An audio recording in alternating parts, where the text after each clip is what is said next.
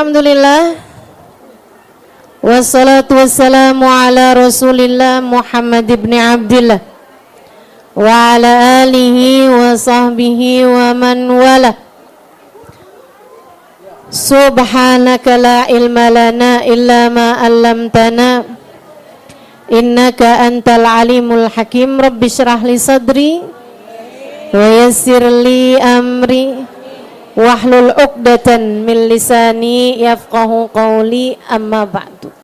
Kita akan baca kelanjutan dari kajian kitab kita, yaitu di kitab An-Nasaih Ad-Diniyah wal Wasayal Imaniyah, nasihat agama dan wasiat-wasiat keimanan dari karya Al-Habib Abdullah bin Alawi Al-Haddad radhiyallahu taala anhu wardahu nafa'ana bih bi'ulumi fid dharain amin. Ini tentang orang yang rebutan jabatan. Coba kita baca lagi sedikit ya. Kayaknya cocok untuk diketahui orang-orang di masa-masa sekarang. Wal madhmum min hubbil jahi wal man wa min al hirsi alaihima syiddatu dzalik wa ifratih hatta yatlubuhum al insan wa yatasabbab fi husulihima bi kulli wajhin yumakkinuhum min jaizin wa ghairi jaiz wa yasiru bihima fi syughlin syaghil min tafarruq li ibadatillahi wa dzikri kama yaqa dzalik katsiran li ba'dil maftunin al-ghafilina anillahi ta'ala. Yang sangat tercela dari mencintai harta dan mencintai jabatan, dan dari rakusnya orang, dari tamaknya seseorang terhadap dua hal tersebut, terhadap cinta dunia dan cinta jabatan, adalah syiddatu dzalika wa ifratih. Dia jadi tamak, jadi ambisi. Nah, bahasanya benar nih. Ambisi terhadap jabatan tersebut. Hatta yatlubuhumal insan, sampai dia mencarinya, mengejarnya, wa yatasabbab fi husulihima bikulli wajhin.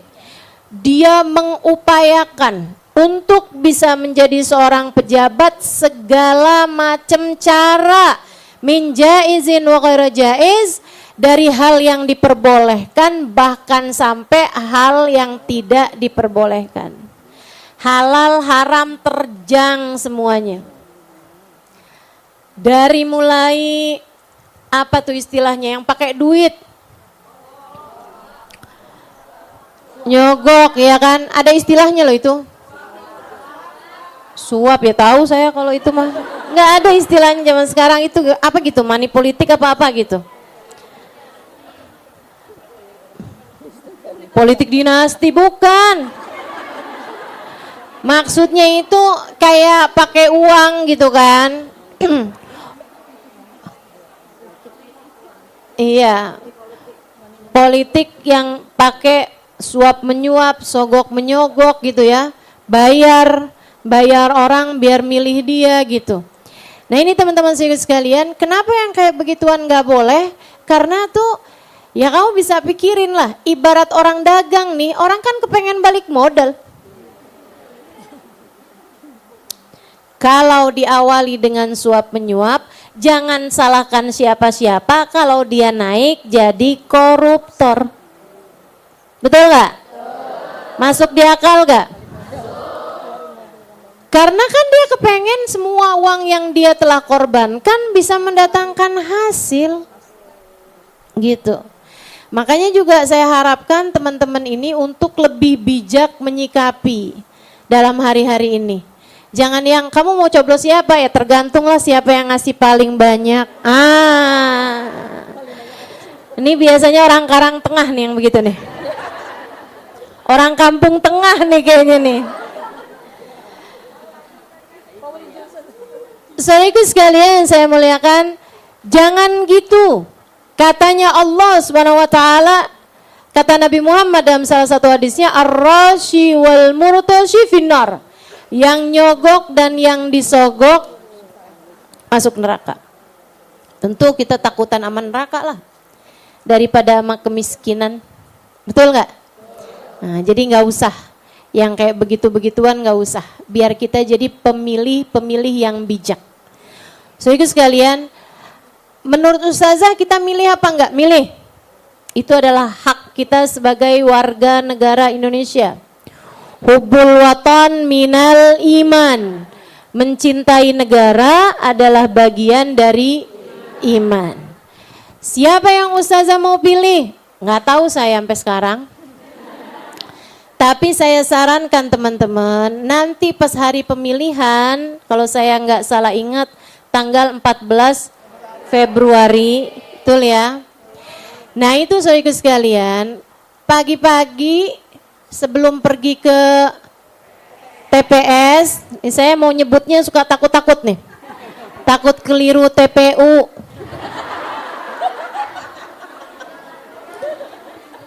TPU apa? Tempat pemakaman umum. Ya bagus juga kan ziarah ya. Nah sebelum kamu pergi ke TPS gitu kan, kamu sholat istikharah dulu 2 rakaat. Ya, sholat istikharah 2 rakaat, habis selesai sholat, kamu doa, ya Allah, bimbing saya untuk dapat memilih pemimpin yang membawa kebaikan buat umat Islam di negeri ini. Gitu. Minta amin. Entar tuh kamu doa, entar, bukan sekarang. Semoga kita dapat pemimpin yang adil. Nah, baru amin, ya kan?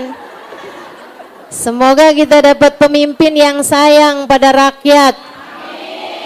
Yang punya takwa kepada Allah. Hingga takut berbuat kezaliman-kezaliman. Yang selalu dapat menebarkan kebaikan dan memudahkan kita mengerjakan kebaikan-kebaikan. Amin. Amin ya rabbal alamin. Jadi gitu. Nanti habis selesai sholat doa kayak gitu. Ya Allah, bimbing saya Allah untuk dapat memilih pemimpin yang Engkau inginkan, yang terbaik buat negeri kami, yang dapat membawa kebaikan buat umat Islam di Indonesia. Ustazah, kenapa doanya nggak buat semua orang di Indonesia gitu? Ya kan kita sebagai umat Islam, dan umat Islam itu kan juga yang mayoritas di negeri ini, boleh dong kalau kita doa kayak begitu. Ya kan gitu ya? Nah tuh insya Allah kita minta bimbingan sama Allah SWT karena kita nggak tahu, tapi Allah tahu. Kita nggak tahu, tapi Allah tahu. Begitu saudara sekalian. Karena kalau yang disampaikan Imamul Haddad nih, memang orang-orang tuh dalam rangka ambisi terhadap kekuasaan, ambisi terhadap jabatan tuh sampai nggak peduli lagi dia mau dapetinnya dari cara yang boleh ataupun yang nggak boleh. Dari halal haram tuh udah diterjang semuanya nih, udah nggak lihat, udah gelap mata gitu. Yang penting gimana caranya buat terpilih gitu kan. Nah ini yang berbahaya. Wa yasiru bihima fi syughlin syaghil an tafarrugh li ibadatillahi ta'ala wa dzikri. Sehingga dia akhirnya berada dalam kesibukan yang menyibukkan dia hingga dia meninggalkan ibadahnya kepada Allah dan meninggalkan zikirnya kepada Allah. Karena udah caranya udah nggak beres, caranya udah nggak benar, halal haram diterjang, akhirnya ketika dia menjadi pejabat sekalipun, nah itu dia udah nggak peduli lagi sama sholat, udah nggak peduli lagi sama zikir, udah nggak peduli lagi sama urusan dia antara dia sama Allah Subhanahu wa Ta'ala. Saudara sekalian yang saya muliakan, Sayyidina Umar bin Abdul Aziz itu jadi khalifah, kalau saya nggak salah ingat 12 tahun. Ketika beliau jadi khalifah, diangkat sebagai khalifah, khalifah itu sampai mati ya. Kalau ketika beliau diangkat sebagai khalifah, itu beliau kumpulkan istri-istrinya, punya beberapa orang istri, kumpulin istri-istrinya, terus dia bilang gitu, saya sekarang dapat amanat untuk bisa ngurusin, untuk harus ngurusin umat. Dan saya rasa, saya khawatir, saya tidak bisa memberikan hak kalian sebagai seorang istri dari waktu ataupun yang lainnya. Saya kayak takutnya kamu jadi jarang saya sentuh karena saya ngurusin umat gitu. Jadi saya halalkan kepada kalian yang kiranya nggak akan tahan, yang kiranya kayak yang mau nuntut, kepengen gitu kan, namanya istri kan, punya kebutuhan-kebutuhan, atau misalnya kepengen diajak jalan-jalan, nge-mall, kebun raya, ke Monas gitu, atau seenggaknya ditemenin ke rumah sakit, ditemenin ke dokter atau apa gitu. Nah, Sayyidina Umar bin Abdul Aziz ngerasa, nih abis ini nih saya mau ngurusin umat nih. Mau ngurusin rakyat, jadi kamu kalau memang kiranya nggak akan kuat, saya perkenankan kamu untuk kamu saya ceraikan. Maksudnya tinggal ngomong aja, kamu saya ceraiin, saya kasih. Ibarat orang kerja pesangon gitu ya. Saya kasih mit'ah namanya itu, saya kasih harta yang mencukupi untuk maksudnya kayak bangun rumah apa segala macem, tapi udah gitu, nggak jadi istri saya lagi. Karena saya nggak yakin apakah saya akan memiliki waktu untuk mendatangi kalian sebab kesibukan saya sebagai seorang khalifah. Jadi sekalian saya muliakan, dan beneran aja tuh, alhamdulillahnya istrinya nggak ada yang nuntut cerai. Dan sesudahnya juga nggak ada yang nuntut kayak yang, ayo dong ke rumah dong kan saya kangen, tuh nggak ada tuh. Nggak ada. Tahu kesibukan suaminya yang memang kerjaannya belusukan tanpa wartawan. Tahu bahwa kerjaan suaminya adalah mengurusi umat gitu kan. Sayyidina Umar bin Al-Khattab itu sampai nggak pernah, sampai jarang banget tidur kecuali karena ketiduran. Sayyidina Umar itu di masa kekhalifahan beliau kalau tidur tuh ya karena ketiduran. Makanya tidurnya beliau tuh di mana-mana. Tidurnya Sayyidina Umar di mana-mana, teman-teman. Karena memang beliau tidak menyiapkan waktu tidur. Dia bilang, saya kalau mau tidur di waktu siang, baya'tu haqqur ra'iyah, saya menyia-nyiakan haknya rakyat atas waktu saya. Saya kalau tidur di waktu malam, saya menyia-nyiakan hak Allah dari diri saya. Wa kaifa anam fima baina hatainil waqtain, bagaimana mungkin saya bisa tidur di antara kedua waktu itu? Jadi enggak siang, enggak malam, enggak ada tidurnya. Bukan kayak kita yang diem-diem tidur, sebentar-sebentar tidur gitu ya. Beliau malah tuh enggak punya waktu tidur kecuali karena ketiduran. Makanya ada banyak cerita tentang tidurnya Sayyidina Umar bin Khattab. Saya mau ceritain beberapa nih. Di antaranya seru-seru. Ceritanya Sayyidina Umar nih seru-seru teman-teman. Ketika beliau menjadi khalifah. Ketika beliau sudah memasukkan Islam ke Romawi. Itu waktu itu negara paling kuat. Bukan memasukkan Islam, menguasai. Ketika beliau mampu menguasai, menaklukkan. Bahasanya ya. Ketika khilafah Islamiyah sudah menaklukkan Romawi. Sedikit sekalian saya muliakan, maka Sayyidina Umar pun kemudian balik lagi ke Madinah, menunggu orang-orang Romawinya datang untuk membawa harta rampasan perang dan juga jizyah. Jizyah itu kayak upeti-upeti. Dibawa ke Madinah gitu. Satu hari datanglah nih Kaisar Romawi yang agung, raja terbesar zaman itu. Kalau sekarang saya nggak ngerti deh tuh raja presidennya apa kali ya, Amerika atau kayak gitulah, yang negara yang paling dianggap kuat, adik kuasa pada masa tersebut itu Romawi sama Persia. Makanya kalau teman-teman suka dengar kan, kerajaan Romawi, kerajaan Persia, karena memang di masa itu negara adik kuasanya tuh dua itu, Romawi sama Persia gitu. Nah, datang nih ceritanya kaisarnya sesudah ditaklukkan sama umat Islam. Umat Islam berhasil menguasai, menaklukkan Romawi, sampai kemudian udah berada di dalam kekuasaannya Islam nih Romawi ini.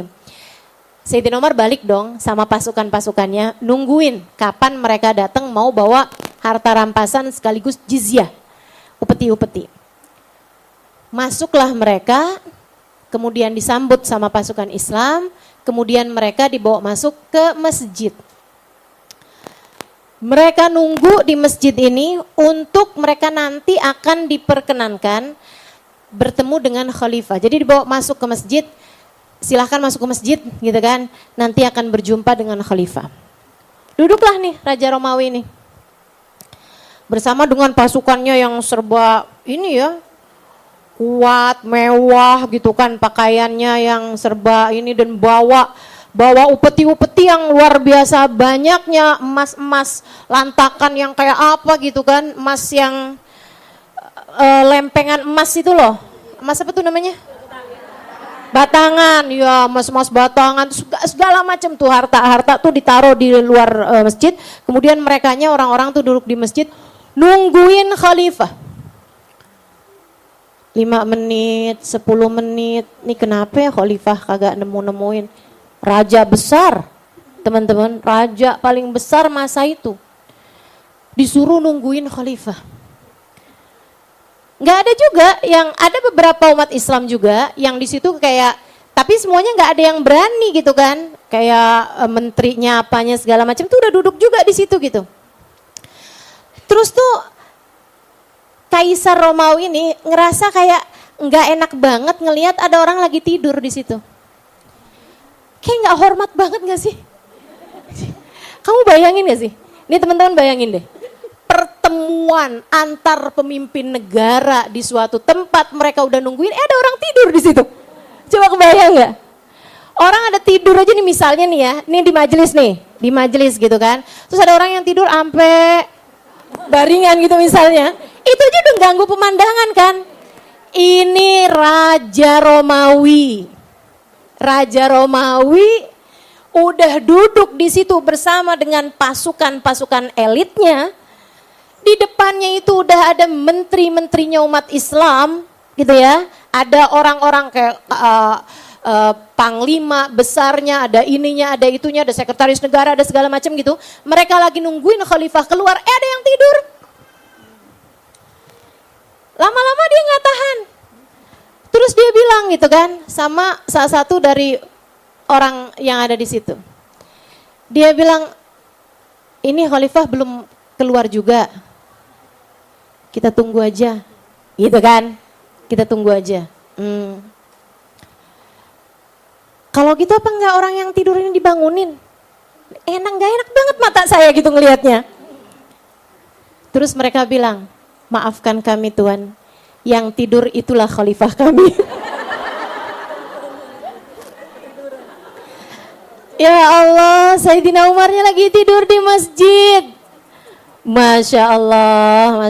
Itu cerita pertama tentang tidurnya Sayyidina Umar bin Khattab. Jadi kapan aja ada waktu buat tidur, kapan aja ada kesempatan gitu kan, tidur aja gitu. Di mana-mana tempat, nggak punya tempat buat tidur, nggak punya waktu tertentu buat tidur. Karena beliau merasa menyia-nyiakan haknya umat ketika beliau tidur di waktu siang, menyia-nyiakan hak Allah ketika beliau tidur di waktu malam. Masya Allah.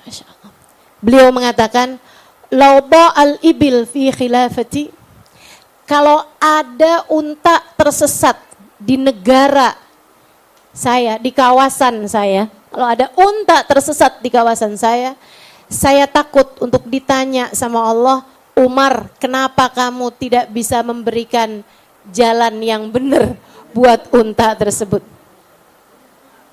Itu Sayyidina Umar. Ada unta nyasar aja dia takut tuh sama hisab di sisi Allah Subhanahu wa taala. Masya Allah, luar biasa. Sehingga sekalian, urusan keadilan urusan tidur lagi nih ya. Masih ada satu cerita lagi. Di Mesir, waktu itu Mesir itu sudah jadi, Qahirah itu ya Mesir, itu udah jadi satu provinsi dari provinsi-provinsinya umat Islam. Jadi besarnya kekuasaan Khilafah Islamiyah, waktu itu Mesir tuh hanya satu provinsi. Yaman tuh satu provinsi, gitu. Gede karena kan memang kekhilafahan Islamiyah ini. Nah, si Mesir ini teman-teman sekalian punya gubernur kan. Gubernur ini lagi mau ngebangun istana kegubernuran. Dia udah ukur-ukur tanah, udah apa ini segala macam. Terus akhirnya mulailah rumah-rumah ini dibeli, tanah-tanah yang ada di sekitar nih dibeli sama emirnya ya, sama gubernurnya Mesir gitu. Semuanya tuh pada mau gitu, dibeli ya memang buat pembangunan istana. Kalau istana kan ada balairungnya, ada apanya, ada apa segala macam kan. Kecuali satu rumah. Ada satu orang nggak mau jual rumahnya. Sampai dipanggil sama emirnya nih, sama gubernurnya nih. Dia bilang, kamu jual dong tanah kamu gitu. Oh enggak, saya nggak mau gitu. Tapi kan rumah kamu kan gubuk, rumah kamu nggak pantas juga ada di sini gitu kan. Masa istana terus ada rumah gubuk di area situ kan gitu. Memang masih masuk di areanya areanya kegubernuran itu gitu. Terus akhirnya enggak, saya nggak mau. Ini rumah kesayangan saya. Ini adalah warisan dari bapak saya, dari ibu saya. Saya punya banyak kenangan di situ. Ini apa enggak mau jual. Sampai ditawarin sama amirnya mau dibeli 2 kali lipat. Enggak mau juga. Satu hari dia kerja, dia keluar kerja, dia pulang rumahnya udah rata tanah.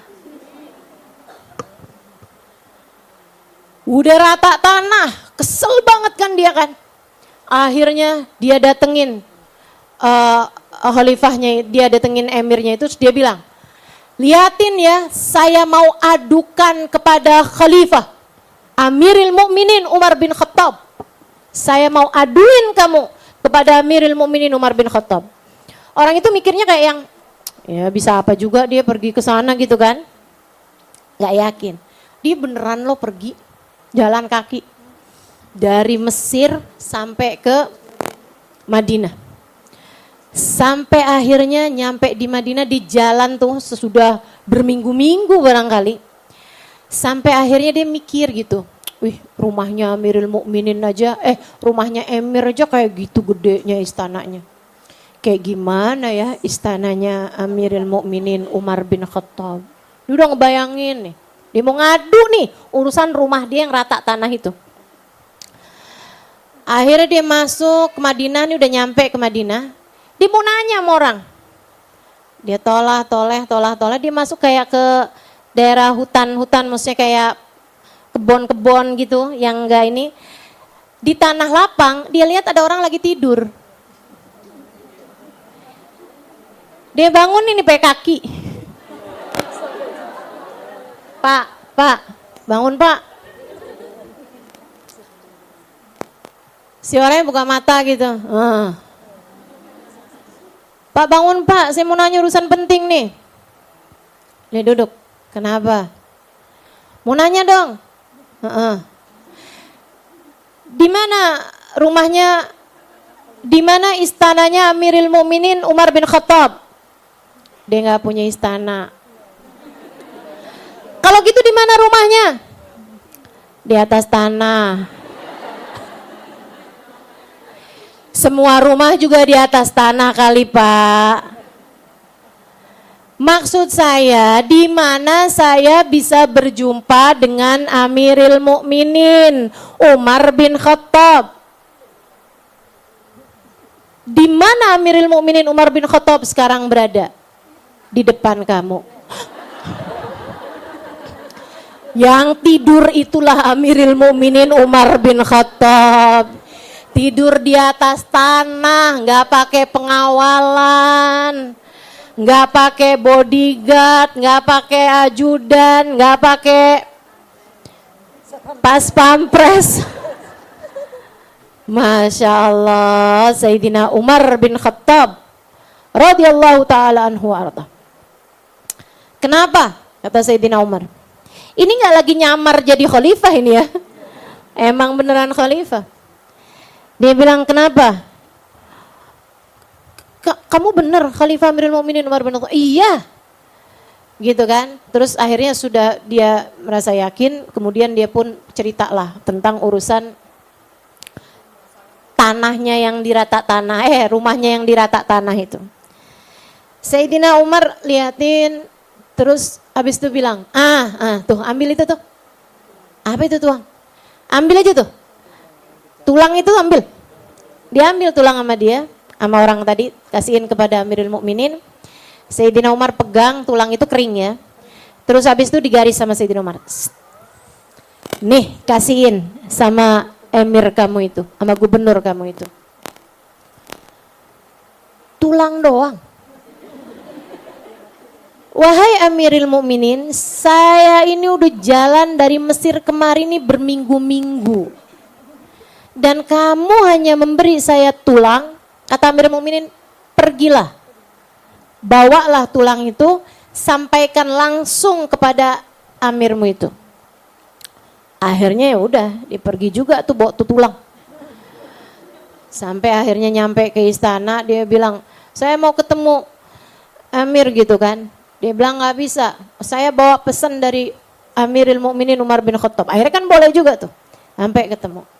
Dia bilang, saya tuan yang rumah saya kamu ratakan dengan tanah.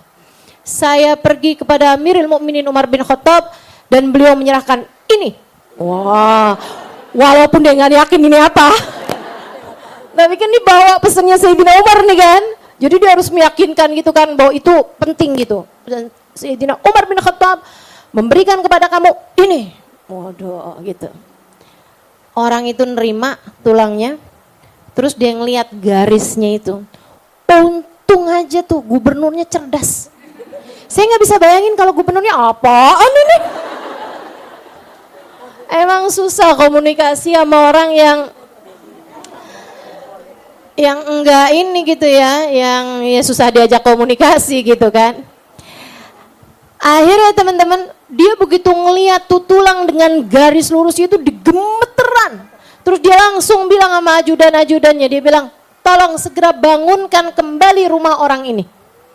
Dia minta dibangunkan lagi, dia nggak peduli walaupun itu ada di halaman istananya, dia dibangunkan lagi teman-teman sekalian. Terus dia kan karena penasaran kan, dikasih tulang doang sampai segitunya. Terus dikasih tulang doang tuh, cuman digaris. Terus dia nanya kan, dia bilang kalau boleh saya tahu apa arti tulang itu. Dia bilang Amirul Mukminin berkata kepada saya, luruslah kamu seperti garis ini atau kalau enggak kamu aku jadikan tulang belulang. Gitu artinya ternyata. Tuh Sayyidina Umar bin Khattab. Keren teman-teman. Mereka nih pemimpin-pemimpin yang luar biasa.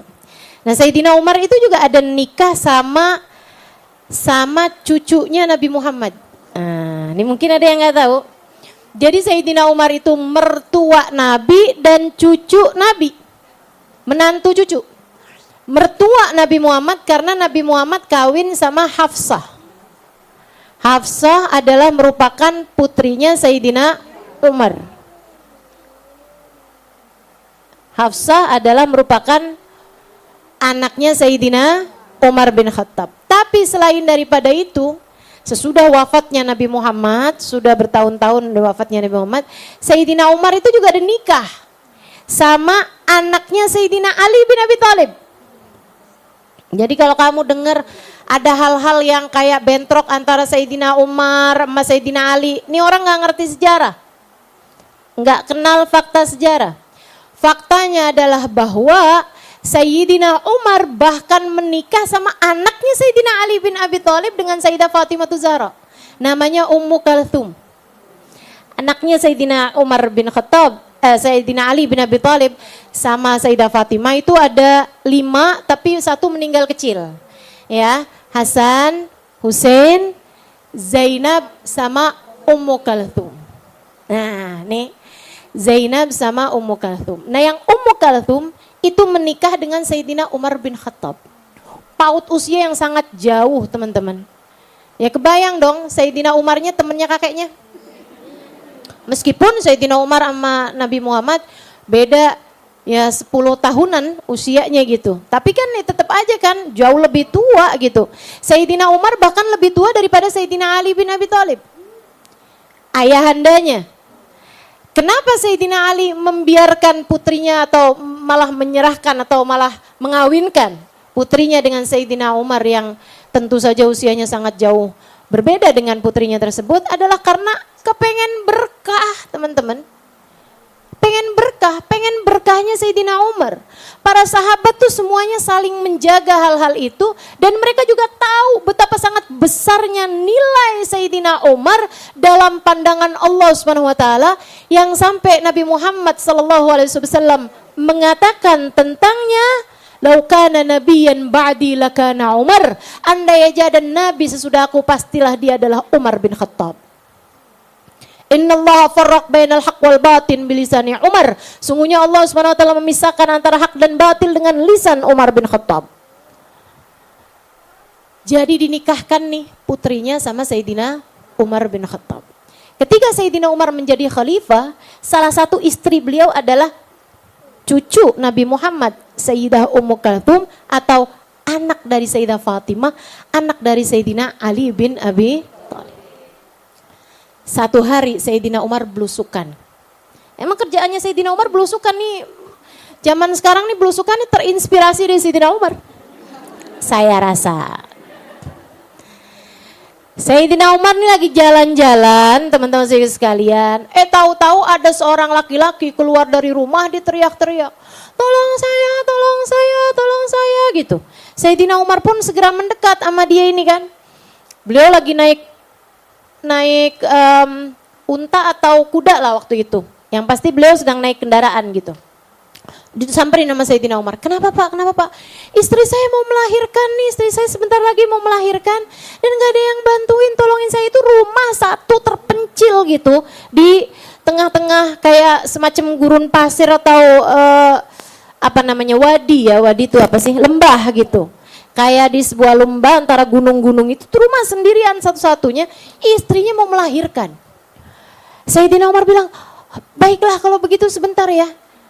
Beliau pun kemudian lari bawa kendaraannya ini teman-teman. Beliau datang gak lama kemudian membawa istri beliau yang adalah Sayyidah Ummu Kalthum. Turunlah di situ, Sayyidina Ummu Kalthum segera bilang kepada Sayyidina Umar, "Tolong didihkan air." Sayyidina Umar kerjain. Khalifah. Ngebantuin orang lahirin.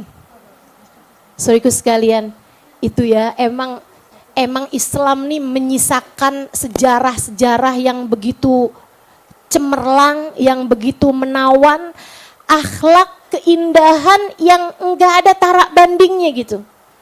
Kamu mau bicara tentang kesederhanaan pemimpin, adanya dalam sejarah Islam. Mau sesederhana apapun pemimpin-pemimpin di luar Islam gitu, nggak akan bisa nyampe kepada kesederhanaan mereka ini teman-teman. Yang tiduran entaran di gurun pasir, entaran di masjid. Padahal beliau adalah seorang khalifah yang ngebantuin rakyat melahirkan. Jadi nih Sayyidah Ummu Kalthum ngurusin. "Ayo, ini udah pembukaan dulu, ayo nih bismillah, ayo bismillah, bismillah."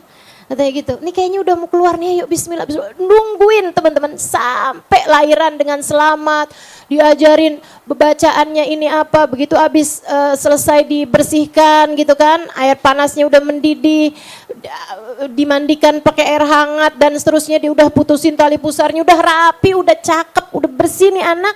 Kemudian dibawakan kepada ibunya tersebut, diazanin sama bapaknya begitu lahir kan, dia minta bapaknya buat mengazankannya. Nah habis selesai itu kemudian dikasihkan kepada ibunya buat liatin.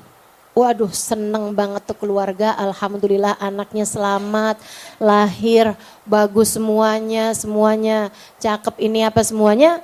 Udah nih, habis selesai mereka bilang, terima kasih banyak, wahai orang-orang baik, terima kasih banyak nih, kalau boleh saya tahu nih, siapa namamu? Biar bisa masukin doa, kan gitu tuh. Katanya Umar bin Khattab, "Saya Umar bin Khattab." Nggak pakai embel-embel. "Saya Umar bin Khattab." Ini kita kadang-kadang, bukan kita sih ya. Saya Halimah Lidrus. Ustazah Halimah Lidrus. Enggak sih, tapi saya nggak gitu. Kadang orang baru jadi Pak Lurah, baru jadi RT RW aja kan, Saya Bapak siapa gitu, Pak Sapardi, dan saya RT di sini, saya RW di sini, saya lurah di sini, kayaknya udah langsung gitu jabatan-jabatannya. Ini Umar bin Khattab, khalifah yang bahkan Mesir berada dalam kekuasaannya, yang bahkan menaklukkan Romawi. Kalau ngenalin diri, saya Umar bin Khattab. Umar bin Khattab. Dia bilang, Umar bin Khattab khalifah. Tuhan maafkan saya, udah gemeteran tuh. Maafkan saya Tuhan, maafkan saya, terima kasih banyak Tuhan, maafkan saya Tuhan. Kenapa engkau harus membantu kami? Kata Sayyidina Umar, seharusnya kalian lebih berterima kasih lagi kepada istri saya. Innahu sibtun nabi, dia adalah cucu Nabi Muhammad sallallahu alaihi wasallam. Udah panik tuh ibu, tuh panik tuh bapaknya.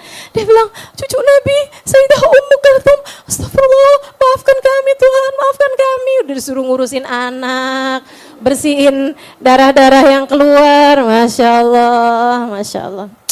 Luar biasa, luar biasa. Tuh, pejabat-pejabat dunia yang kita pastikan akan jadi pejabat-pejabat akhirat juga. Sementara apalah arti jabatan dunia jika membuat seseorang harus tersangkut di negeri akhirat nanti? Apa arti jabatan yang dimiliki seseorang jika membuatnya harus tertahan di saat penghisaban, harus tertahan di saat amal nanti dipertanggungjawabkan? Mudah-mudahan Allah SWT selamatkan kita semuanya insyaallah dari rasa cinta terhadap hal-hal yang dapat menjadikan kita terhalang dari rahmat dan ridha Allah SWT. Kita juga doakan pejabat-pejabat kita yang terutamanya nanti akan terpilih, mudah-mudahan Allah karuniakan ketakwaan, Allah karuniakan bimbingan dari Allah SWT. Kita minta pada Allah SWT agar mereka adalah orang-orang yang memang dapat memberikan kemaslahatan bagi umat Islam insyaallah. Amin ya rabbal alamin. Kama yaqa dzalik katsiran li ba'dil maftunin al-ghafilin anillahi ta'ala. Sebagaimana banyak terjadi hal ini, maksudnya kalau udah jadi pejabat segala cara dia tempuh untuk mendapatkan jabatan, habisnya itu juga kesibukan dunianya membuat dia meninggalkan kewajiban-kewajibannya kepada Allah Subhanahu wa Ta'ala. Karenanya teman-teman saudara sekalian, nih ya maaf. Jangan pilih pejabat yang gak sholat. Maaf, kalau bisa pilih itu kalau kita tahu sholat nih, pilihlah yang sholat. Kenapa gitu? Orang tuh kalau gak sholat Allah aja dia tinggalin, apalagi kita. Betul gak? Ama urusan suami aja, saya selalu sampaikan kepada adik-adik yang belum menikah atau ibu-ibu yang punya anak perawan, jangan nikah atau jangan nikahkan anakmu kecuali dengan orang yang sholat. Kenapa kalau nggak sholat? Ya Allah aja dia tinggalin, apalagi anakmu. Allah aja dia tinggalin, apalagi dirimu. Kita juga minta pada Allah Subhanahu Wa Taala pemimpin yang tidak meninggalkan Allah, insya Allah. Pemimpin yang bagus hubungannya dengan Allah Subhanahu wa taala sehingga bagus pula hubungannya dengan rakyatnya insyaallah. Kama yaqau dzalik katsiran li ba'dil maftunin al-ghafilin 'anillahi ta'ala, sebab hal yang seperti ini banyak terjadi. Banyak terjadi kepada orang-orang yang terfitnah dan lalai dari Allah Subhanahu wa ta'ala. Wa ma man talaba dzalik biniyatin salihah lil isti'anah bihi 'alal akhirah. Adapun orang yang mencari harta, nyari dunia nih, kerja gitu kan, atau jadi pejabat gitu.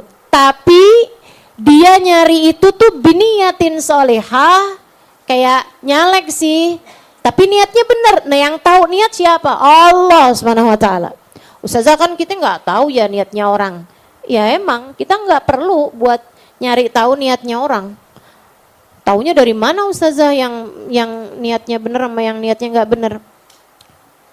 Makanya kita perlu istikharah itu teman-teman. Karena kita nggak tahu, yang tahu adalah Allah. Dan saya berharap nih teman-teman ya, Karena kita belum tahu nih kan. Makanya jangan terlalu fanatik. Oke? Oke? Kalau dalam hidup kamu mau fanatik, biarkan fanatikmu kepada Allah. Kalau kamu dalam hidup mau fanatik, fanatiknya biarkan kepada Nabi Muhammad.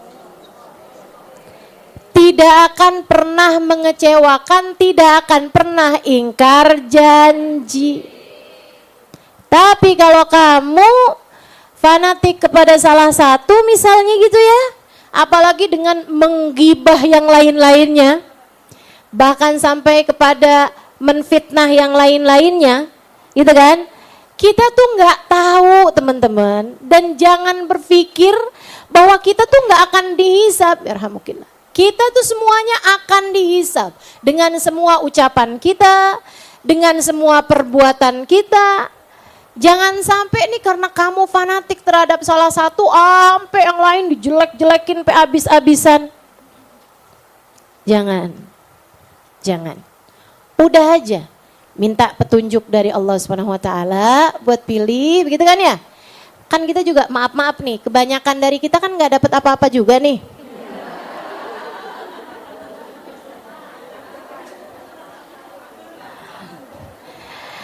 Kecuali kalau kamu tim ses ya, itu kan bagian dari pekerjaan kamu kan. Tapi kalau kamu sama saya sebagai rakyat jelata, kita mau fanatik sama yang pasti aja. Fanatiknya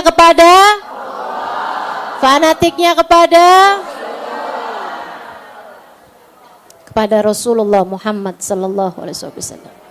Gitu. Kita fanatik sama Nabi Muhammad nggak apa-apa deh. Mau fanatik apa kamu sama beliau? Mau bilang bahwa dia adalah hiasan bumi, emang iya? Kalau nggak karena Nabi Muhammad, Allah bahkan nggak akan ciptakan langit dan bumi, emang iya? Kalau kamu mau bilang dia adalah cahaya semesta, emang iya? Sebisa kamu puji Nabi Muhammad sundul langit sekalipun, emang iya teman-teman? Mau apa lagi? Mau kita bilang Allah tuh ninggiin derajatnya Nabi Muhammad, itu iya. Tapi coba kamu pakai itu buat salah satu di antara dia adalah cahaya bumi Indonesia. Belum tentu. Dah, gitu ya, fanatiknya sama. Jadi mau nyari harta ataupun nyari jabatan, kamu harus punya niat yang baik. Apa niatnya? Lil isti'anah bihi alal akhirah, buat bantuin akhirat. Biar bener akhiratnya, karena nih kehidupan dunia ini kan juga emang perlu duit. Kita nih nyari duit nih, kerja gitu ya, kerja nyari duit, itu niatnya mesti bener. Juga kalau ada orang nyari jabatan, niatnya juga mesti bener. Niatnya benernya apa? Lil isti'anah bihi alal akhirah, buat ngebantuin akhirat kamu. Dalam artian, misalnya gitu ya, dia niatnya itu biar saya jadi punya uang, keluarga saya jadi punya uang, jadinya kita bisa beli mukena yang bagusan, bisa beli sejadah yang bagusan, kan itu ya? Bisa punya baju yang pantas buat dibawa pergi ke majelis, nggak robek-robek, begitu kan? Nah, saudaraku sekalian saya muliakan, biar istri kita juga punya handphone, misalnya gitu ya, bagi seorang laki-laki ya, bagi seorang istri juga, biar saya juga kalau misalnya pantas aja gitu, biar kalau ketemu orang-orang pantas. Nah kalau kamu ketemu sama orang-orang, misalnya gitu ya, bajunya robekan, tambelan, kan rada nggak pantas gitu loh. Orang lihatnya kan rada kayak yang ini kesian banget ya, suaminya nggak ngasih uang tuh kayaknya gitu. Nah itu jadi kalau seorang laki-laki bekerja, kerjanya niat buat ngebantuin akhirat dan juga ngebantuin urusan dunia. Wasiyanatad din wa nafs anta abdul zalimin, dan juga ngejagain agama dan ngejagain diri dari dirzolimin, sama dari kejahatannya orang-orang yang zalim, gitu kan? Ya, kayak orang dia ngerasa dia mampu untuk bisa ngejagain orang, maksudnya ngejagain rakyat nih, ngejagain kampungnya, ngejagain kotanya, kemudian dia mencalonkan diri, ya kalau memang benar-benar niatnya antara dia mau Allah Subhanahu wa taala, ya silakan aja gitu. Wa anil haja ilan nas. Nah, kita ketika nyari harta kerja gitu kan, mau laki-laki mau perempuan juga banyak nih janda-janda misalnya gitu kan, punya anak, dia kerja gitu karena suaminya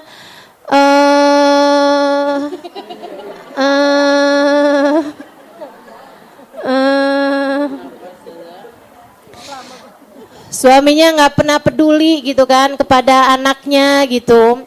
Nah kalau emang kayak begitu ya udah nggak apa-apa. Kamu niat kerjanya itu emang benar-benar mau memberikan nafkah, memberikan penghidupan yang baik, memberikan harta yang halal kepada anakmu, kepada keluargamu. Dan itu kalau niatnya bagus teman-teman.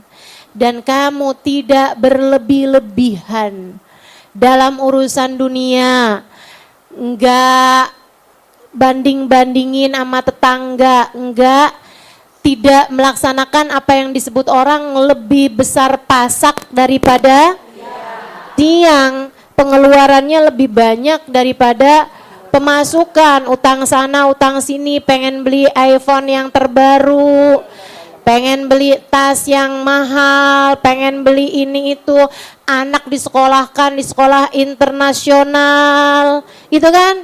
Padahal kan gak usah internasional, interlokal juga bagus-bagus.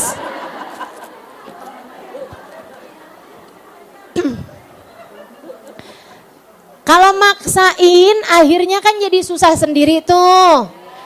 Akhirnya jadinya hutang. Akhirnya banyak yang kelilit masalah hutang. Apalagi kalau hutangnya sampai hutang beriba. Apalagi kalau hutangnya lewat pinjol.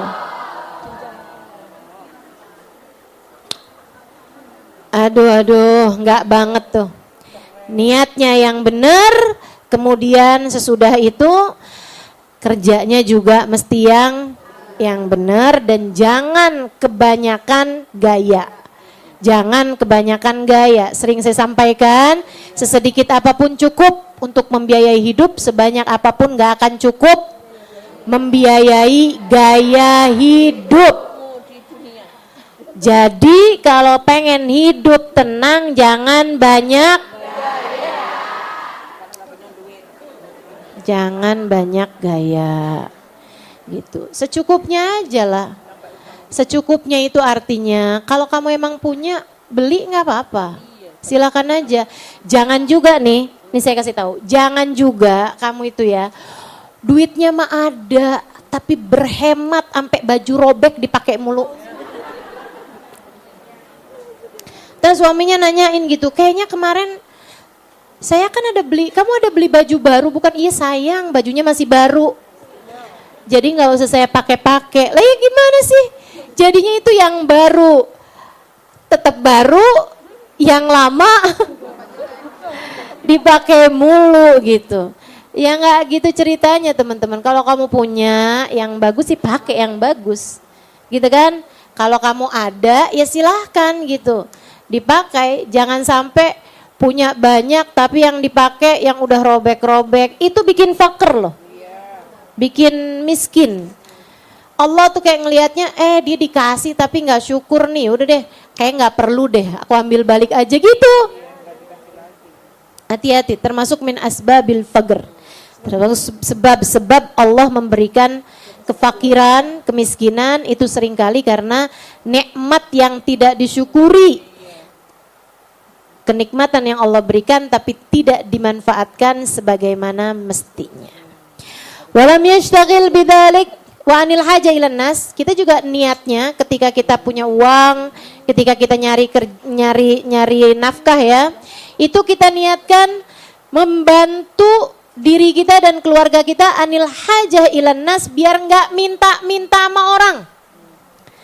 Karena dengarkan ucapan saya teman-teman, ya tilak nuktah sauda bikulli ma sa'alta, kata Nabi Muhammad, satu titik hitam di wajahmu di akhirat setiap kali kamu minta di dunia. tertoreh satu titik hitam di wajahmu di akhirat. Setiap kali kamu minta lagi satu titik hitam lagi, minta lagi satu titik hitam lagi, ngemis lagi satu titik hitam lagi, penuh full mukamu di akhirat dengan titik-titik hitam, bikin kamu nggak ada cakep-cakepnya, nggak ada cahaya-cahayanya, gelap wajahmu di hari akhirat nanti. Dan saudaraku sekalian, kalau titik hitam itu datang di dunia, kamu masih bisa nyari salon buat ngilanginnya. Di akhirat mau nyari salon kemana coba? Bener ini. Saya lagi ngomong sangat serius teman-teman. Jangan sampai kamu tuh jadi perempuan-perempuan yang selamitan.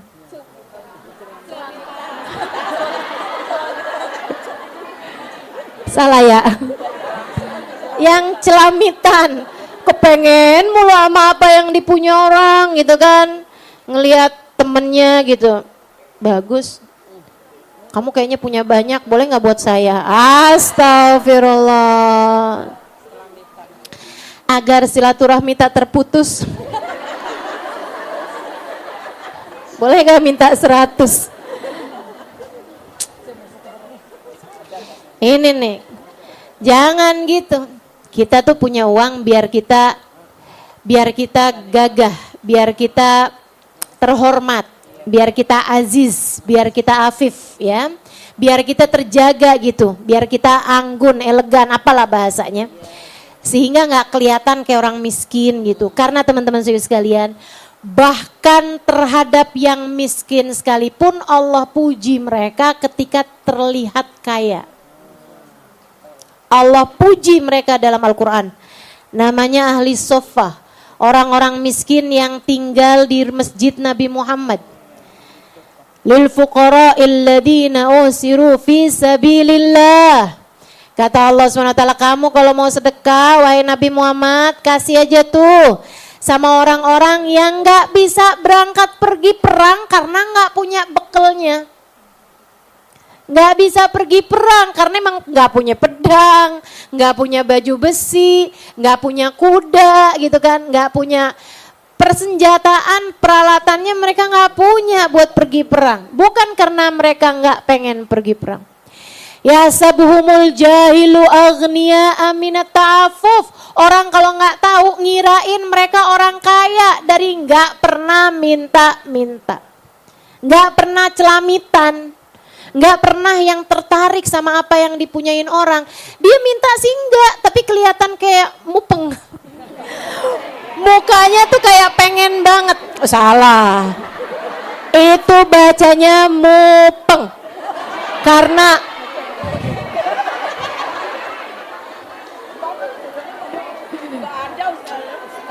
mupeng ustazah, ya udah nggak apa-apa deh. Ada orang makan gitu kan, dia ngeliatin aja, nggak minta sih, tapi ngeliatin mukanya sambil nelen-nelen ludah. Ya itu mah biar nggak minta juga kayak minta namanya. Ya Allah, ya Allah. Wabanur bahkan pernah bilang, yang kamu, maksudnya gini loh, kata beliau, orang kalau lagi makan, kamu nggak kepengen dibagi, maksudnya nggak kepengen, nggak pengen kelihatan kamu pengen, itu jangan ada di sekitar situ, jauhan. Nah kalau kamu malah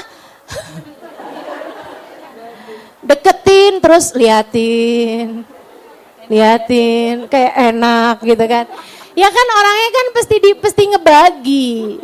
Beliau bahkan bilang, yang diberi sesudah kamu kelihatan kepengen kayak begitu tuh, itu kayak orang ngasih sesudah dikasih pedang di lehernya gitu. Kayak terpaksa kan orang ngasihnya. Bisa jadi dia sebenarnya masih lapar, tapi kan kesianan ngeliatin kamu tuh. Udah tinggal nelen ludah mulu. Akhirnya dia ngasih. Masya Allah. Gitu saudara sekalian. Jadi kita tuh jangan minta-minta. Ini hadis yang kata Nabi, datang satu titik hitam di wajahmu di akhirat. Nabi sampaikan kepada seorang laki-laki yang memang sangat miskin sampai diminta-minta di masjid. Miskin banget emang. Dia minta-minta di masjid. Nabi dipanggil. Kamu punya apa? Saya nggak punya apa-apa Rasul, beneran Rasul, saya nggak punya apa-apa. Kamu punya apa? Saya nggak punya apa-apa Rasul. Coba ingat-ingat, kamu punya apa? Punya apa? Saya cuman punya piring Rasulullah berapa? Ada 2 Rasul. Kamu hanya perlu 1 kan? Iya Rasul. Kamu punya apa lagi? Mathar Rasul, tempat wudhu, ember. Cuman punya 2. Punya 2, kata Nabi Muhammad, bi'huma. Jual kedua barang tersebut, belikan kapak dan tali. Lebek Rasul.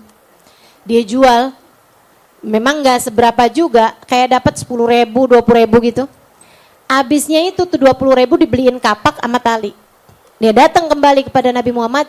Kata Nabi Muhammad, ihtatib, kamu cari kayu di hutan atau kamu belah-belah batu. Buat orang bangun rumah kan perlu batu tuh. Batunya kan gak bisa gede-gede gitu kan, mesti dibelah-belah kan. Kamu belah-belah batu biar bisa manfaat batunya, kamu dibayar sama orang. Wala tas'alin nas, dan jangan pernah minta-minta sama orang. 1 titik hitam di wajahmu setiap kali kamu minta di akhirat nanti.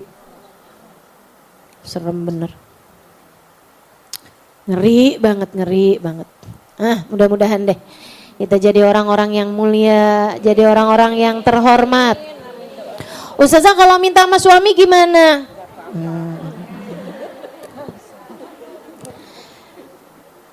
Kamu kalau nanya hukum sama saya boleh. Tapi kalau kamu nanya sama saya enggak pernah minta. Saya tidak pernah minta. Mungkin karena Ustazah udah punya duit sendiri. Itu iya, tapi dari sebelum saya punya uang sendiri juga saya enggak minta. Kenapa gitu? Karena saya selalu punya keyakinan bahwa pemberi hakiki innama huwallah. Hanya Allah Subhanahu wa taala satu.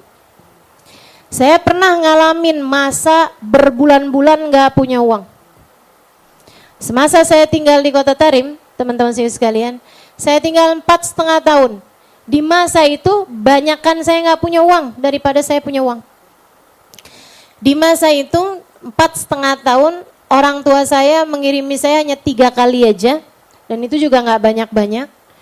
Bukan karena orang tua saya gak sayang, akan tetapi karena di masa tersebut tuh tidak mudah untuk mengirimkan uang ke luar negeri, terutamanya ke Yaman.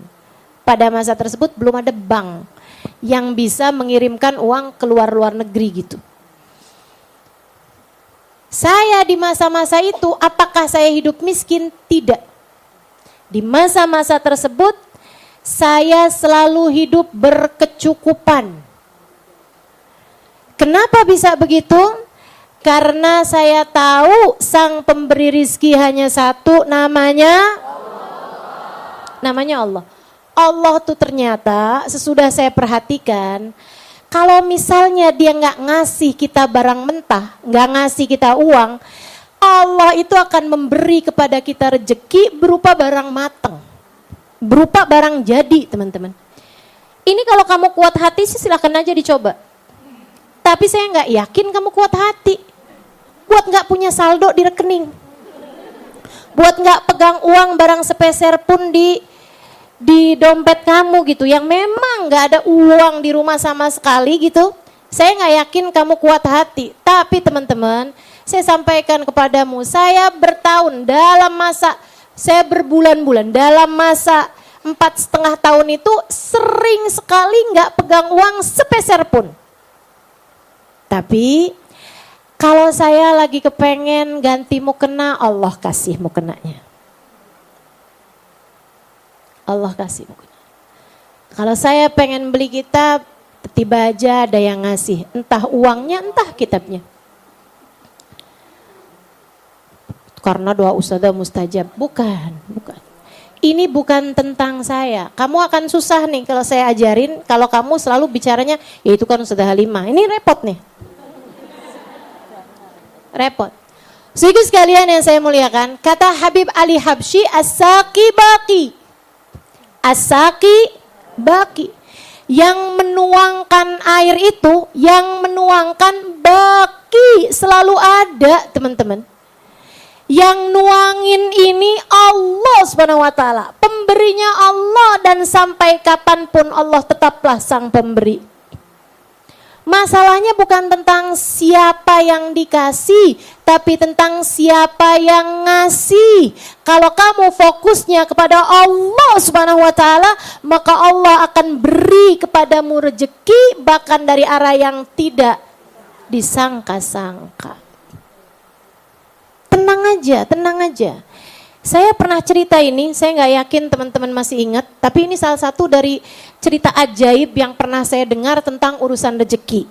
Orangnya cerita langsung sama saya, dia bilang, Ustazah, saya ini Ustazah ceritanya, saya punya suami orang Saudi Arabia, seorang ulama di Mekah.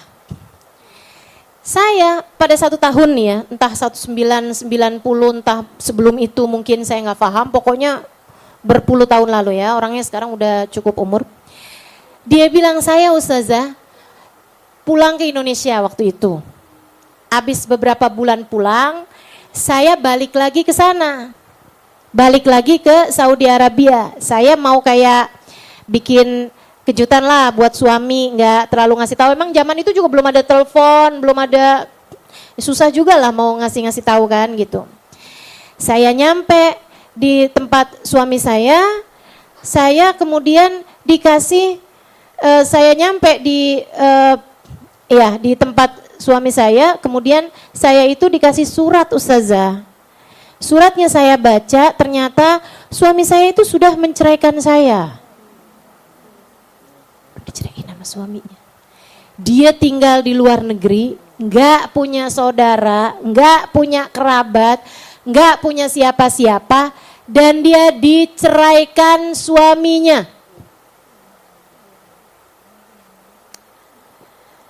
Apa yang dia pikirkan nih orang bertakwa? Hamba Allah.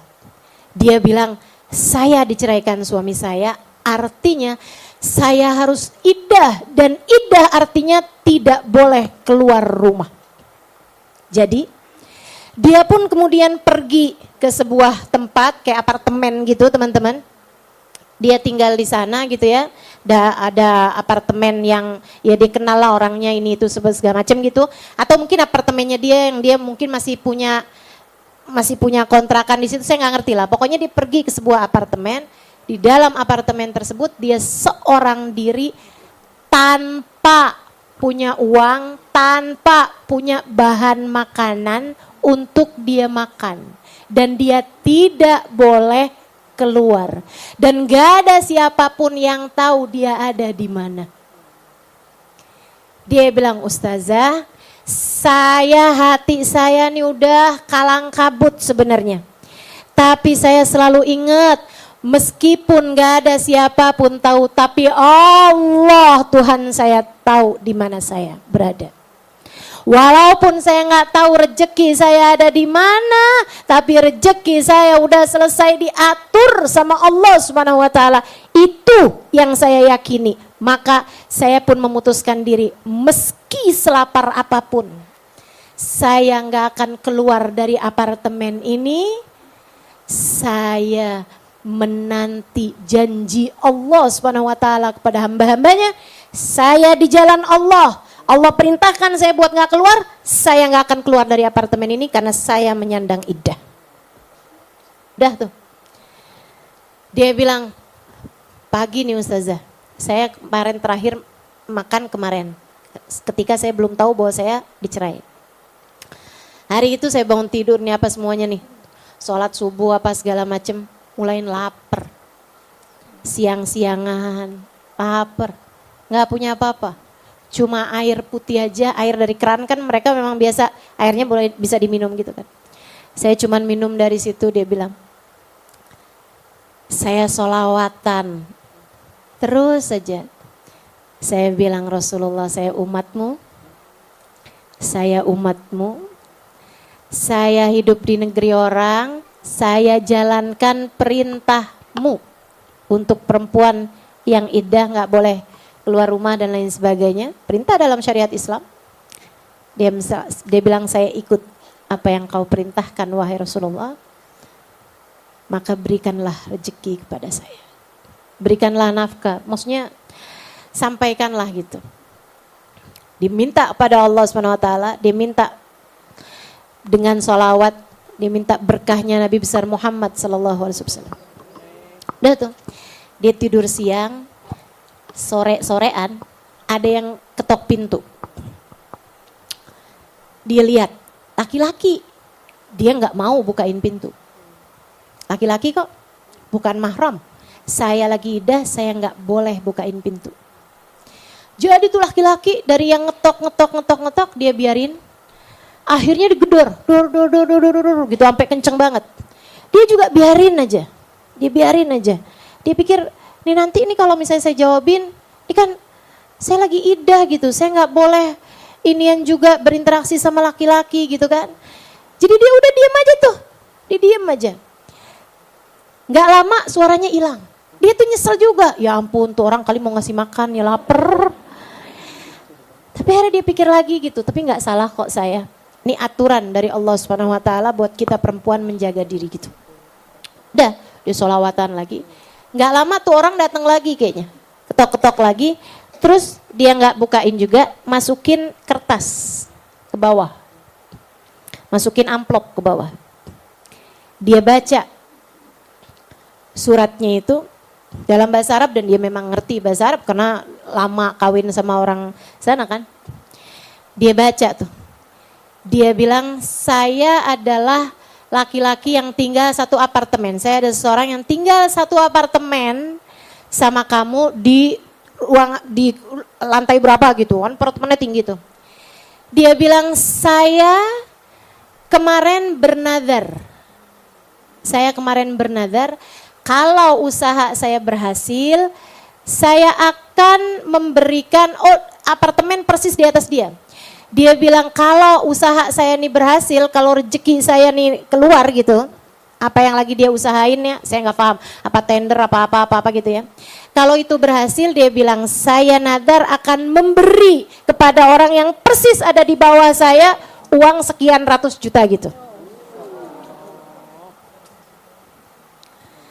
Dia bilang, saya gedor-gedor rumah kamu, saya nggak tahu apakah kamu ada di rumah atau enggak, tapi tolong bantu saya untuk melaksanakan nadar saya, terimalah pemberian ini dari saya, di depan pintumu sudah saya sediakan semua keperluan untuk dapurmu yang mencukupi untuk seminggu. Dia buka semuanya ada dari mulai kentang, beras, air, semuanya tuh lengkap depan pintu rumah sama uang ratusan juta teman-teman. Allah kalau mau ngasih aja. Allah kalau mau ngasih aja. Jadi daripada kamu minta sama orang, bahkan suamimu sendiri, kalau menurut saya sih kayak gengsi gitu loh. Lebih baik minta sama yang punya. Yang punya uang di seluruh dunia namanya Allah. Yang punya rezeki di seluruh dunia namanya Allah. Bahkan yang menggenggam hati seluruh umat manusia namanya Allah. Kamu gak boleh ngemis bahkan kepada suamimu, apalagi ngemis cinta. Kok kesana ya? Maafkan saya. Walam yashtagil bisababi dzalikan ibadatillahi wa dzikrih. Jangan sampai kesibukanmu untuk mencari uang ataupun mencari jabatan membuatmu tersibukkan dari ibadah kepada Allah ataupun dari zikrullah. Walam tufariqhu taqwa wal khauf minallah, kamu jangan sampai kehilangan takwa ataupun kehilangan rasa takut kepada Allah. Fadzalika mimma la ba'sa bih, kalau kamu kerjainnya kayak begitu, niatnya benar, caranya benar, itu adalah hal yang enggak apa-apa, wala haraja fi, dan enggak dosa insyaallah taala. Wa ala kulli hal, kata beliau, pokoknya ala kulli hal itu kayak bahasa yang ala kulli hal, kalau digampangin tuh pokoknya faqillatul hirs anil jahi wal mal talquru wa fihi ma aslam wa akhwat. Sedikit ambisi terhadap jabatan, maksudnya kamu enggak punya ambisi terhadap jabatan dan enggak gede cintamu kepada harta, serta meninggalkan keinginan terhadap harta dan keinginan terhadap jabatan, itu aslam, lebih selamat, wa ahwat, dan lebih hati-hati, wa agrab ila taqwa, dan lebih mendekatkan kepada takwa, wa ashbah bihadi as-salafis salih, dan lebih mirip sama jalannya para ulama-ulama serta orang-orang soleh pendahulu-pendahulu kita. Orang soleh, para pendahulu-pendahulu kita. Wa masyuhul bukhul wallahu a'lam bissawab. Alhamdulillah. Daya. Jadi yang sedikit itu bukan uangnya. Yang sedikit bisa jadi adalah syukurnya. Yang tipis bisa jadi bukan dompetnya, melainkan imannya. Yuk, dikuatin imannya. Yuk, ditebelin syukurnya. Mudah-mudahan dengan cara itu Allah Subhanahu wa taala akan selalu memberi kepada kita rezeki tanpa kita perlu untuk meminta-minta kepada siapapun. Amin ya rabbal alamin. Pernah saya ajarkan di pertemuan sebelum Maulid doa yang ada di surat Al-Waqiah. Ya, doa sesudah surat Al-Waqiah. Nah, itu bagus banget buat dibaca. Kamu baca sesudah sholat duha juga bagus tuh. Jadi nggak harus sesudah baca Waqiah. Ya. Allahumma kaman sunta wujuhani anat ta'arudi illa lak fasunnanil hajati illa ilaik bijudik wa karamik wa fadlik, gitu kan ya. Allahumma in kana rizquna fis sama fanzilhu wa in kana fil ardi fa akhrijhu wa in kana muassaran fayassirhu wa in kana haraman wa in kana ma'duman faujidhu wa in kana mawqufan fa ajrih wa in kana dhanban faghfirhu wa in kana sayyi'atan famhuha wa in kana khati'atan fatajawaz anha wa in kana athratan faagilha. Gitu ya. Itu doa yang ada di doa sesudah sesudah baca surat Al-Waqiah. Ada juga kayak gini nih. Allahumma hul bainana wa baina ahli waqbid anna aydiyahum wasrif anna wujuhahum wa qulubahum hatta la nataqallab illa fi ma yurdik wa la nasta'in bi ni'matika illa fi ma tuhibbu tardah bi rahmatika ya arhamar. Itu menurut saya doa yang sangat indah. Kita bilang sama Allah sesudah yang minta rezeki, kalau emang ada di bumi keluarin, kalau emang ada di langit turunin, apa segala macam tuh. Nah, kita juga minta sama Allah, ya Allah jauhkan aku dari rezeki yang haram. Jauhkan saya ya Allah dari orang yang punya rezeki yang haram. Teman-teman, kita doa minta sama Allah, ya Allah jauhkan saya dari rezeki yang haram, jauhkan saya dari orang yang rezekinya haram. Itu penting buat kita minta. Kenapa gitu? Hatta la natagallab illa fima yurdik, agar kami ya Allah tidak bersinggungan dengan apa yang tidak engkau ridhoi. Karena kalau rezekinya haram, itu ngerjainnya bakalan yang haram-haram terus-terusan. Bakalan ngerjainnya yang haram terus-terusan. Waqbid anna aydiyahum, ini doa kita nih, doa saya, doa ulama-ulama, doa yang pantas buat, doa yang penting buat kita minta sama Allah. Ya Allah, jadikanlah orang-orang yang duitnya haram gak mau ngasih sama kita. Waqbid anna aydiyahum, jadikan tangan mereka terkepal dari kami ya Allah. Saya gak mau ngasih gitu. Nah, sesudah kamu berdoa seperti itu, kalau ada orang gak mau ngasih sama kamu, Kalau ada orang yang kebetulan walaupun yang lain dikasih kamu nggak dikasih, kamu jangan kesel. Jangan kesel teman-teman. Kenapa gitu? Bisa jadi Allah menghindarkanmu dari yang haram. Tapi jangan kamu katain juga, nggak ngasih, palingan duitnya haram tuh. Saya mah bersyukur sama Allah nggak dikasih, alhamdulillah. Itu nyinyir namanya. Ya, gitu ya. Itu surat Al-Waqiah ada tuh di Khulasatul Madad. Nah, silahkan dilihat itu. Nah, cakep tuh doanya. Minta dijauhkan dari yang haram-haram. Jadi nanti kalau ada nih mau pemilu nih, ada orang disuap, bagiin duit, kamu nggak dapet gitu, alhamdulillah. Ustazah kalau saya dapat berarti duitnya halal dong. Nggak ada ceritanya, udah jelas-jelasan haram gitu ya. Ustazah kok suudzon bisa jadi dia punya usaha gitu, bukan, tapi perbuatan roswah, perbuatan suap menyuap itu adalah perbuatan yang haram. Mudah-mudahan Allah jauhkan kita dari yang haram-haram. Amin ya rabbal alamin. Wa sallallahu ala sayyidina Muhammadin wa alihi wasallam. Walhamdulillahirabbil alamin. Saya mau bacain doanya, ibu-ibu aminkan. Allahumma sun wujuhana bil yasar wa la tuhinna bil iqtar.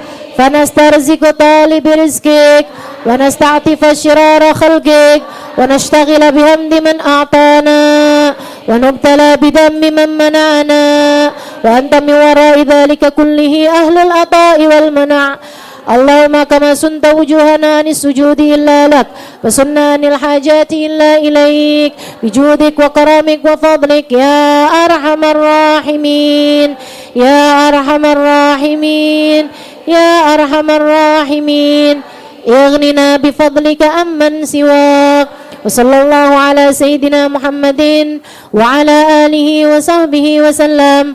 Allahumma salli wa sallim ala sayyidina Muhammad wa ala ali sayyidina Muhammad wa hab lana bihi sallallahu alaihi wasallam min rizqikal halal at-tayyibil mubarak ma tasunu bihi wujuhana an at-taharrud ila ahadin min khalqik waj'al Allahumma lana ilayhi tariqan sahla min ghairi fitnatin wala mihnatin wala minnatin wala tabiatin li ahad wajannibna Allahumma al-haram haitsu kan wa aina kan wa 'inda man kan wa hul bainana wa baina ahlihi واقبض عنا أيديهم واصرف عنا وجوههم وقلوبهم حتى لا نتقلب إلا فيما يرضيك ولا نستعين بنعمتك إلا فيما تحبه وترضاه برحمتك يا أرحم الراحمين اللهم إن كان رزقنا في السماء فأنزله وإن كان في الأرض فأخرجه وإن كان معسرا فيسره وإن كان بعيدا فقربه وإن كان حراما فطهره وإن كان قليلا فكثره وإن كان معدوما فوجده وإن كان موقوفا فأجره وإن كان ذنبا فاغفره وإن كان سيئة فامحها وإن كان خطيئة فتجاوز عنها وإن كان عذرة فأجلها وبارك لنا في جميع ذلك إنك ملك مقتدر ما تشاء من أمر يكون يا من إذا أراد شيئا إنما يقول له كن فيكون سبحان ربك رب العزة أما يصفون وسلام على المرسلين والحمد لله رب الفاتحة بالقبول وتومي كل سول وإلى حضرة الرسول محمد صلى الله عليه وسلم الفاتحة.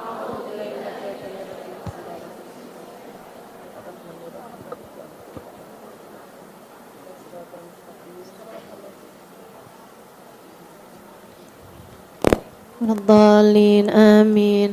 ربنا انفعنا بما علمتنا ربي علمنا الذي ينفعنا ربي فقهنا وفقه أهلنا وقرابات لنا في ديننا مع أهل الكتر أنثى وذكر ربي وفقنا ووفقهم لما ترتدي قولا وفعلا كرما وارزق الكل حلالا دائما وأخلا أتقياء علماء نهض بالخير ونكفى كل شر ربنا أصلح لنا كل الشؤون وأقر بالرضا منك العيون واقض عنا ربنا كل الديون قبل أن تأتينا رسل منور واغفر استر أنت أكرم من ستر وصلاة الله توشى المصطفى من إلى الحق دعانا والوفاء بكتاب فيه للناس شفاء وعلى آل الكرام الشرفاء وعلى الصحب المصابه الغرار اللهم اهدنا بهداك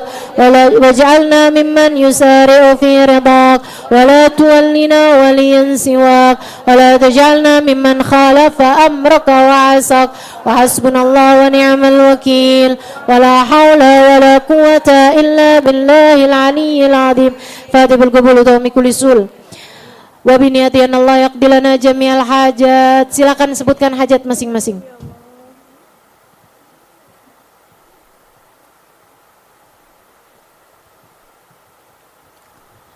Yuballighna kullal umniyat bijaya khairil bariyat. Mudah-mudahan yang sakit-sakit Allah SWT segera beri kesembuhan. Yang sedang sulit-sulit semoga Allah segera beri kemudahan.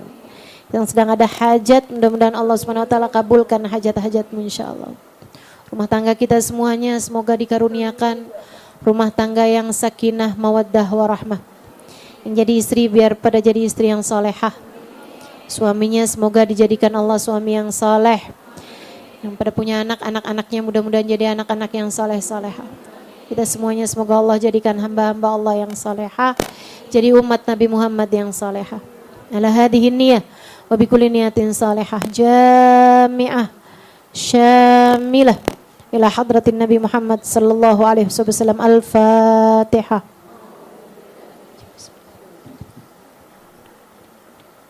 Ihdinas siratal mustaqim siratal ladzina an'amta alaihim ghairil maghdubi alaihim waladdallin amin. Saya minta tolong diberi jalan. Masih ada satu doa yang akan kita baca. Ya Rabbana tarafna dan seterusnya. Sebelum itu dibaca, saya minta diberi jalan, teman-teman. Karena kalau nungguin sampai bubar, saya nggak nyampe-nyampe ke mobil, akhirnya nggak nyampe-nyampe ke rumah. Kesian saya. Habis dari Mega Mendung. Iya, nggak usah salaman, kita salaman pakai hati aja. Iya. Makasih semuanya. Kita akan tutup majlisnya dengan baca doa akhir majlis bersama-sama. Dipimpin sama Kak Sakinah. Silakan Kak. Walafu minkum. Assalamualaikum warahmatullahi wabarakatuh.